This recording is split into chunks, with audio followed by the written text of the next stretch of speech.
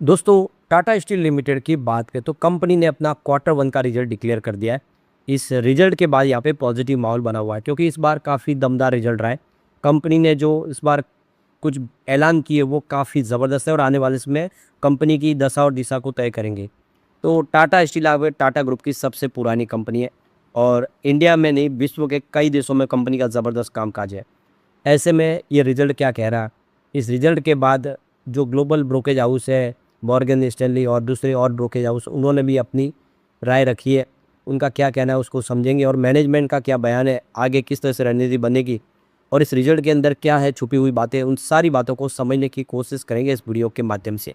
लेकिन फ्रेंड्स, उससे पहले अगर आप पहली बार हमारे चैनल पे आए तो चैनल को सब्सक्राइब कर दीजिए, एक बेल आइकॉन दबा दीजिए ताकि जब भी नया वीडियो बने पहला नोटिफिकेशन आपको मिले। वीडियो पसंद आए तो लाइक से जरूर कीजिए। चलो फ्रेंड्स, वीडियो स्टार्ट करते हैं। मैं हूँ आपका दोस्त SB दवे और हमारे अपने चैनल ऑनलाइन कमाई में आपका बहुत बहुत स्वागत है। सबसे पहले टाटा स्टील लिमिटेड के कारोबार की बात करें तो 189 पर स्टॉक इस समय ट्रेड कर रहा है, जहां पे 1.57% की तेजी देखने को मिली है। अभी बाजार क्लोजर में देखें तो भी समय है, तो उसके पहले एक पॉजिटिव माहौल है। तो कल 186.92 यानी लगभग 187 के आसपास क्लोजिंग हुई थी और आज 188 पर पॉजिटिव शुरुआत हुई। अब गौर करने वाली बात है कि इंट्राडे में हल्की सी गिरावट भी हुई है क्योंकि 186.31 का लो बना था, लेकिन खरीदारी के दम पे स्टॉक 191 तक चला गया।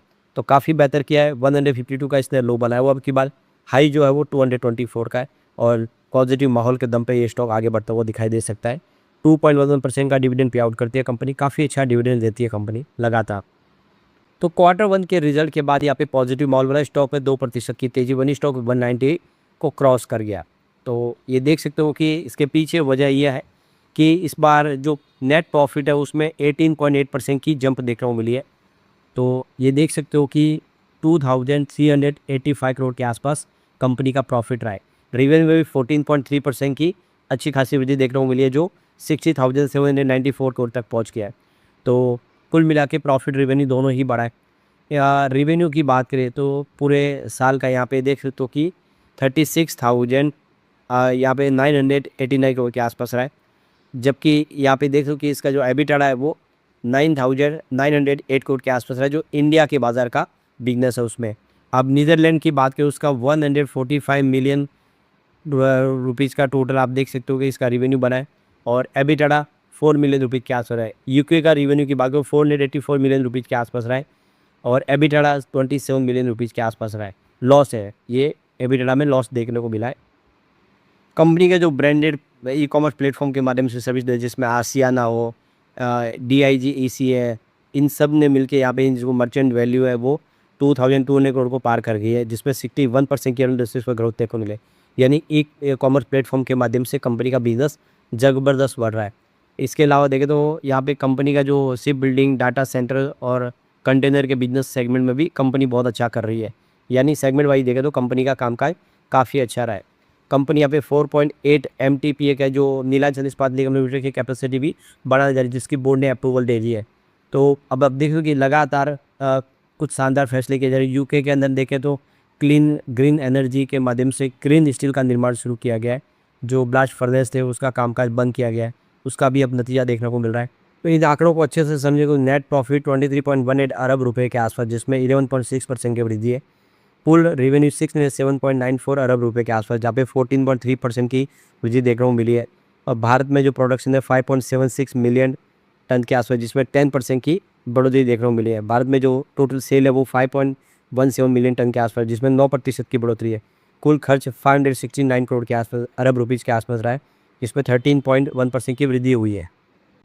अब इसको एक बार हम पिछले 2 साल से कंपेयर करेंगे। इस बार 60,794 करोड़ का रेवेन्यू है, जो पिछले क्वार्टर में 63,270 करोड़ के आसपास था। इसका मतलब क्वार्टर ऑन क्वार्टर बेसिस पे रेवेन्यू गिरा है, लेकिन पिछले साल सेम क्वार्टर में 53,178 करोड़ रुपीज़ के आसपास था, तो इसमें अच्छी खासी वृद्धि हुई है। अगर हम जून 2024 की बात करिए, 54,771 करोड़ के आसपास था, मतलब 24 के मुकाबले भी इस बार आंकड़े शानदार। और अगर हम पिछले सारे आंकड़े देखें 8 क्वार्टर से, तो ये पहली बार हमें अच्छा रिजल्ट देखने को मिला, सिर्फ मार्च को छोड़ के। खर्च की बात करें इस बार 51,530 करोड़ के आसपास रहा है, जो पिछले क्वार्टर में 53,441 करोड़ के आसपास था। तो जैसे बिजनेस बढ़ा, खर्च भी बढ़ा। अभी इस बार देखें रेवेन्यू गिरा है तो खर्च भी कम हो गया है, लेकिन जून 2025 की बात पिछले साल की तो ये 45,751 करोड़ के आसपास था, मतलब ईयर ऑन बेसिस पे खर्च बढ़ गया। जून 24 में खर्च 48,077 करोड़ के आसपास था। तो इस बार खर्च बढ़ा है मार्च के मुकाबले, लेकिन कम है। ऑपरेटिंग प्रॉफिट इस बार 9,264 करोड़ का रहा है, जो पिछले क्वार्टर में 9,829 करोड़ के आसपास था। यानी क्वार्टर ऑन क्वार्टर बेसिस पे यहाँ पे आपको ऑपरेटिंग प्रॉफिट जो है वो कम होता हुआ दिखाई देगा। लेकिन अगर हम बात करें पिछले साल सेम क्वार्टर की तो 7,428 करोड़ के आसपास था, मतलब ईयर ऑन बेसिस पे ऑपरेटिंग प्रॉफिट अच्छा खासा बढ़ गया है। और अगर हम बात करें जून 2024 की तो ये 6,694 करोड़ के आसपास था। तो उस हिसाब से भी वृद्धि हुई, यानी साल दर साल के हिसाब से बेहतर करता हुआ दिखाई दे रहा है स्टॉक। अब यहाँ पे कंपनी के अदर इनकम की बात हो, इस बार -17 करोड़ का अदर इनकम माइनस में चली गई, यानी आप देखिए इसका असर प्रॉफिट में कम होता हुआ दिखाई देगा। पिछली आप देखिए अदर इनकम जो थी पिछले क्वार्टर में 42 करोड़ के आसपास थी, जबकि पिछले साल सेम क्वार्टर में 236 करोड़ के आसपास थी। इस बार अदर इनकम उल्टी माइनस में चली गई है। तो ये देख लो कि प्रॉफिट में और वृद्धि होती, क्योंकि पिछली बार लगभग 250 करोड़ का प्रॉफिट तो अदर इनकम से आया। और अगर हम बात करें जून 2024 को तो यहाँ पे -6 करोड़ के आसपास थी। अब प्रॉफिट बिफोर टैक्स की बात करेंगे तो 3,838 करोड़ के आसपास बताए, जो पिछले क्वार्टर में 4,810 करोड़ के आसपास था, मतलब क्वार्टर ऑन क्वार्टर बेसिस पे प्रॉफिट गिरा है। और अगर हम पिछले साल सेम क्वार्टर की बात करिए 3,067 करोड़ के आसपास था, इसका मतलब ईयर ऑन बेसिस पे प्रॉफिट बढ़ चुका है। और 24 की बात भी 2,377 करोड़ के आसपास था, मतलब पिछले साल 2024 के मुकाबले भी इस बार अच्छा रहा है। अब नेट प्रॉफिट के बाद 2,385 करोड़ का बताया, जो पिछले क्वार्टर में 2,965 करोड़ के आसपास था। यानी क्वार्टर ऑन क्वार्टर बेसिस पे यहाँ पे आपको प्रॉफिट कम होता हुआ दिखाई देगा, लेकिन पिछले साल सेम क्वार्टर में 2,007 करोड़ के आसपास था। तो ईयर ऑन बेसिस पे प्रॉफिट बढ़ा है। और आप देखिए इसमें अगर अदर इनकम पिछली बार नहीं जुड़ी होती तो ये प्रॉफिट और बढ़ता। वैसे 2024 में 919 करोड़ के आसपास था, यानी 24 के मुकाबले तो प्रॉफिट यहाँ पे आपको डबल से ज़्यादा हो गया होता हुआ दिखाई देगा। ओवरऑल प्रदर्शन बेहतर रहा है। अगर हम मार्च क्वार्टर को छोड़ दें तो इस बार कंपनी ने बहुत अच्छा किया है। अब इस रिजल्ट के बाद मॉर्गन स्टैनली का बयान निकल कर आ गया है। मॉर्गन स्टैनली ने इसकी ओवरवेट रेटिंग रखी हुई है। उनका टारगेट भी देखें तो 235 है। उनका कहना है कि भारत में स्टील की कीमतें अच्छी रही है, लेकिन खर्च भी बढ़ गया, इस वजह से फ़ायदा कुछ कम हो गया है। कर्सरी जो एबिटा बाजार के अनुमान से 11% कम रहा है। कोकिंग कोल का खर्च खासतौर पर बढ़ा है। कुल मिला के भारत वाला बिजनेस मजबूत दिखा है, लेकिन खर्च ने कुछ नुकसान किया है। लेकिन मॉर्गन स्टैनली इस समय बुलिश है इसको लेकर। अब जेपी मॉर्गन की बात करें, जेपी मॉर्गन ने न्यूट्रल की रेटिंग दी है। उन्होंने टारगेट थोड़ा घटा दिया, 220 से 214 कर दिया है। उनका मानना है कि ये रिजल्ट लगभग अनुमान के हिसाब से ही आया है। भारत का बिजनेस अच्छा प्रॉफिट दे रहा है। अब सब यूरोप की तरफ देख रहे हैं। मैनेजमेंट यूरोप के बारे में कहती है कि वो महत्वपूर्ण होगा। जेपी मॉर्गन का ख्याल है कि शेयर बाजार के साथ ये चलेगा। यानी कुल मिला के ग्लोबल मार्केट में जितने ब्रोकर हाउस है वो बुलिश है इसको लेकर। तो सबसे बड़ी रिजल्ट में क्या समझ में आया, तो भारत में कीमत अच्छी रही है, बिक्री भी बढ़ी है, इस वजह से प्रॉफिट दिखा है। लेकिन यूरोप और दूसरे बाज़ारों में बिक्री कम हुई है, साथ ही कच्चे माल का खर्च भी बढ़ गया, इस वजह से वो फ़ायदा उतना नहीं बढ़ पाया, सीमित रहा है। मॉर्गन स्टैनली भारत की मजबूती को देखकर ओवरवेट कह रहे हैं। जेपी मॉर्गन यूरोप की आगे की हालत पर नज़र रखे हुए और न्यूट्रल रुख अपनाए हुए।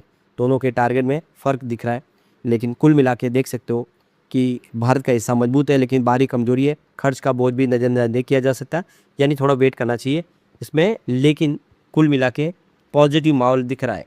सवाल निकल गया निवेशक क्या करे। तो टाटा स्टील का तिमाही का रिजल्ट मिला जुला रहा है। भारत में उत्पादन, बिक्री और कीमत का फ़ायदा साफ देखने को मिल रहा है, और जो रिवेन्यू अनुमान से बेहतर आया है, प्रॉफिट भी बढ़ा है। वही यूरोपीय बाजार में गिरावट देखने को मिली है। कोकिंग कोल समय जो कच्चे माल का खर्च बढ़ा है, उससे अभी पर दबाव बढ़ा है।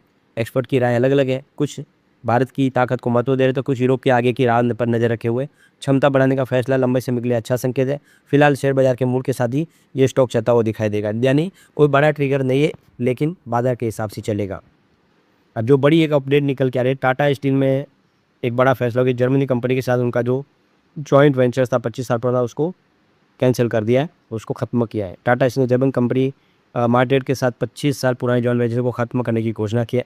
टाटा स्टील मार्टेड और जापान की NYK का एक वेंचर था, जो भारतीय कंपनी के कच्चे माल और तैयार स्टील को समुद्र के रास्ते ले जाने का काम कर रहा था।